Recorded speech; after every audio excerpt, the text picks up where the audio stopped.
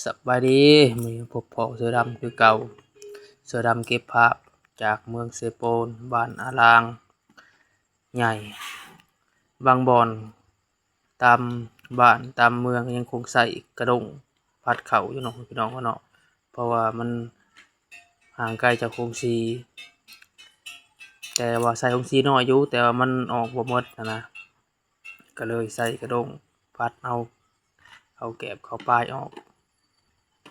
แต่หายากได้หาเบิ่งได้ยากได้ใส่กระดงพัดเขานะข้อยก็ยังแต่เกิดมาข้อยหาเห็น2เทื่อนี้เห็นตอนน้อยๆแม่พาพัดแต่ว่าบัดใหญ่มาบัดไปเมืองเซโปนวันซื่อเนี่ยบัดเห็นเขาป้าพัดใส่กระดงพัดเขาคือเก่า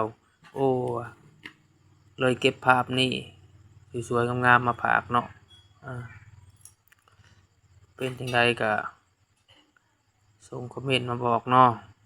จะได้เก็บภาพงามๆมาฝากอีกพี่น้องเฮาเอาถือว่าจบเพียงเท่านี้ขอบใจที่รับชมคลิปของเสือดำเนาะขอบมุกขอบใจหลายๆกดไลค์กดติดตามหน่อยเด้อ